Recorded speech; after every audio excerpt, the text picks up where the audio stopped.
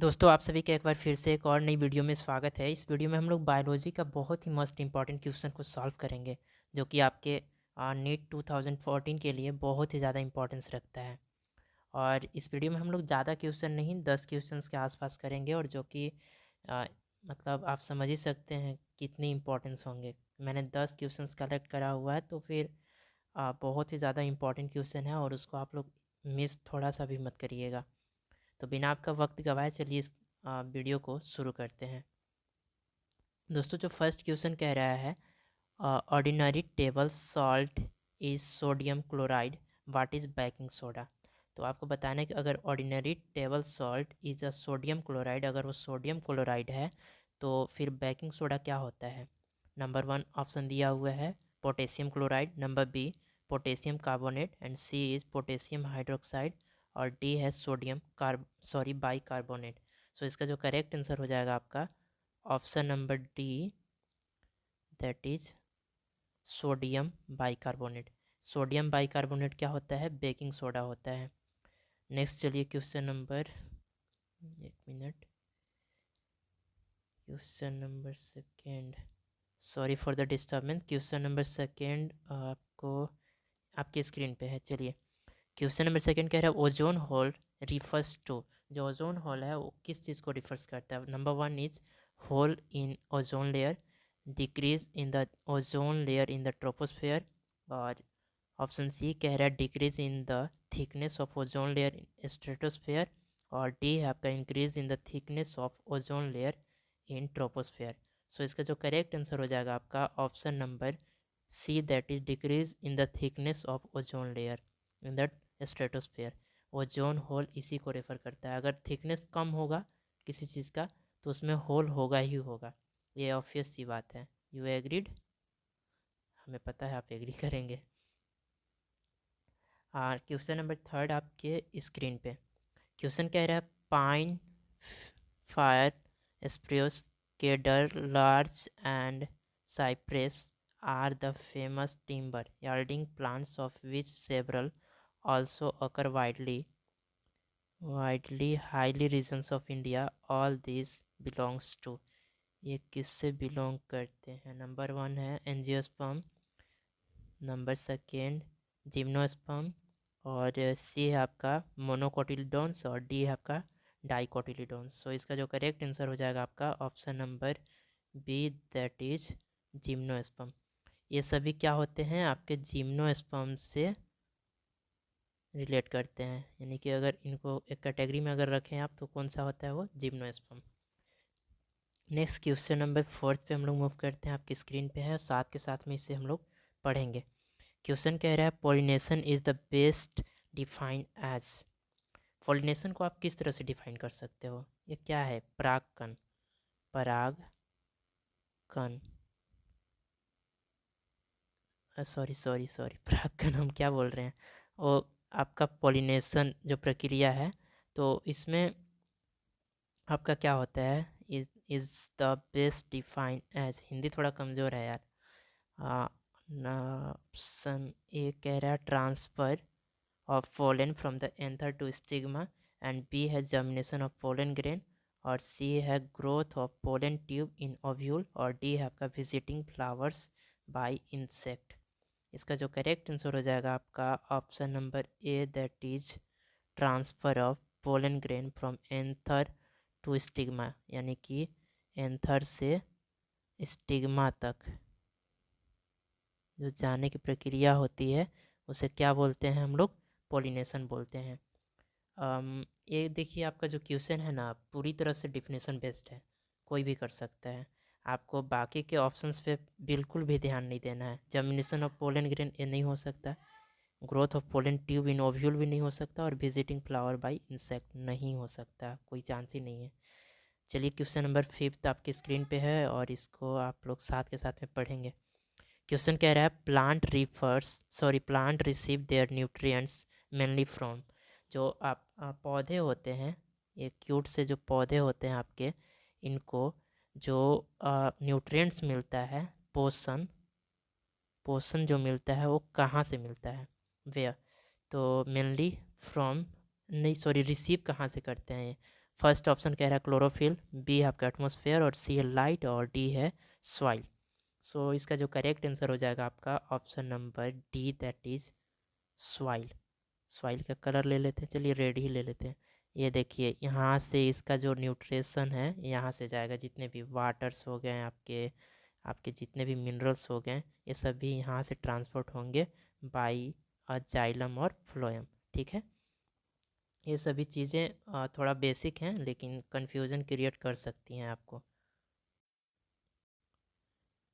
इस वीडियो का जो क्वेश्चन नंबर 6 है वो आपकी स्क्रीन पे है। क्वेश्चन नंबर 6 कह रहा है moment of cell against the concentration gradient is called. और जो सेल का मूवमेंट होता है कंसंट्रेशन ग्रेडियंट के अपोजिट, अगर ये मान के चलो हमारा क्या है, सेल है, और ये आपका क्या चीज़ है उधर से कंसंट्रेशन ग्रेडियंट है, इसके अपोजिट में जो मूवमेंट होता है उसे हम लोग क्या बोलते हैं। First one is osmosis, second active transport, और सी है डिफ्यूज़न, और डी है आपका पैसिव ट्रांसपोर्ट। क्या बोलोगे आप, कमेंट में इसे ज़रूर बताइएगा। ठीक ठीक है, क्वेश्चन नंबर 6 का जो आंसर हो जाएगा आपका एक्टिव ट्रांसपोर्ट। हाँ एक्टिव, कारण कि देखो यहाँ पे क्या हो रहा है, एनर्जी खपत हो रहे हैं, दैट इज़ एनर्जी एक्सपेंडिचर हो रहा है, एटीपी का खर्चा हो रहा है यहाँ पे, एडिनोसिन ट्राइफॉस्फेट। तो एक्टिव यानी कि एक्टिव काम हो रहा है। ऑस्मोसिस क्या होता है, मान के डिफ्यूज़न इसका एग्जांपल हो गया, डिफ्यूज़न या डिफ्यूज़न यहाँ पे ये है, पैसिव है, तो इसमें एनर्जी तो नहीं लगेगा ना, कारण कि ये अलोंग द कंसंट्रेशन ग्रेडियंट होगा। ठीक है, अपोजिट नहीं होगा। तो इसका जो करेक्ट आंसर है आपका option number B, that is active transport. Next question number 7 आपके स्क्रीन पे। क्वेश्चन नंबर 7 कह रहा है photosynthesis generally take place in which part of the plant. यानी कि जो फोटोसिंथेसिस होते हैं इनमें से कौन से प्लांट में देखे जाते हैं या फिर होते हैं। क्वेश्चन नंबर जो 7th का ऑप्शन नंबर ए है कि कह रहा है leaf and other chloroplast bearing part, और stem and leaf, roots and chloroplast bearing parts, and D है आपका bark and leaf bearing plant. So इसका जो करेक्ट आंसर हो जाएगा मेरे प्यारे दोस्त ऑप्शन नंबर ए, कारण कि जिसमें लीफ होगा, क्लोरोप्लास्ट होगा, अदर क्लोरोप्लास्ट बेयरिंग पार्ट।